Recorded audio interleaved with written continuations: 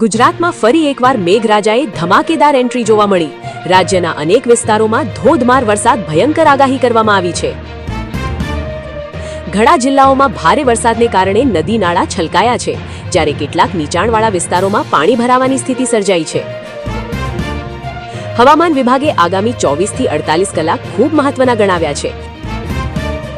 કેટલાક જિલ્લાઓ માટે રેડ એલર્ટ, જ્યારે અનેક જિલ્લાઓ માટે ઓરેન્જ અને યલો એલર્ટ જાહેર કરવામાં આવ્યા છે। ઉત્તર ગુજરાતના બનાસકાંઠા, પાટણ, મહેસાણા અને સાબરકાંઠામાં ભારેથી અતિભારે વરસાદ નોંધાયો। ખેડૂતોને ખેતરમાં પાણી ભરાય તો તરત નિકાલ કરવાની સલાહ આપવામાં આવી રહી છે। મધ્ય ગુજરાતના અમદાવાદ, ગાંધીનગર, વડોદરા, આણંદ, ખેડા, પંચમહાલ, મહીસાગર અને દાહોદ જિલ્લામાં ભારે વરસાદની શક્યતા વ્યક્ત કરવામાં આવી છે। કેટલાક વિસ્તારોમાં વીજળીના કડાકા સાથે વરસાદની આગાહી કરવામાં આવી। દક્ષિણ ગુજરાતના સુરત, નવસારી, વલસાડ, તાપી, ડાંગ અને ભરૂચ જિલ્લામાં અતિભારે વરસાદની શક્યતા છે।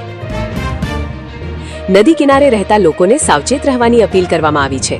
સૌરાષ્ટ્રના રાજકોટ, જામનગર, જૂનાગઢ, અમરેલી, ગીર સોમનાથ, ભાવનગર, પોરબંદર અને દેવભૂમિ દ્વારકા જિલ્લામાં પણ ભારે વરસાદની આગાહી કરવામાં આવી છે।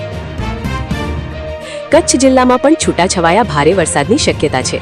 નીચાણવાળા વિસ્તારોમાં રહેતા લોકોએ ખાસ સાવચેતી રાખવી। ખેડૂત મિત્રો, ભારે વરસાદ દરમિયાન ખાતર અને દવાનો છંટકાવ ટાળો। ખેતરમાં પાણી લાંબા સમય સુધી ભરાઈ રહે તો પાકને નુકસાન થઈ શકે છે। પશુઓને સુરક્ષિત જગ્યાએ રાખો અને વીજળી પડતી હોય ત્યારે ખુલ્લા ખેતરમાં જવાનું ટાળો। જ્યાં પૂર જેવી સ્થિતિ સર્જાઈ હોય ત્યાં સ્થાનિક તંત્રની સૂચનાઓનું પાલન કરો। બિનજરૂરી મુસાફરીથી બચો અને નદી, ડેમ અથવા કોઝવે પાર કરવાનો પ્રયાસ ન કરો। આગામી 2 દિવસ ગુજરાતના ઘણા વિસ્તારોમાં વરસાદી માહોલ યથાવત રહેવાની શક્યતા છે, તેથી હવામાન વિભાગની નવી અપડેટ પર સતત નજર રાખો। ખેડૂત મિત્રો, આવી જ વરસાદ, હવામાન, બજાર ભાવ અને કૃષિ સંબંધિત દરેક મોટા સમાચાર માટે અમારી ચેનલને સબસ્ક્રાઇબ કરો, વિડીયોને લાઇક કરો અને તમારા બધા ખેડૂત મિત્રો સુધી શેર કરવાનું ભૂલશો નહીં।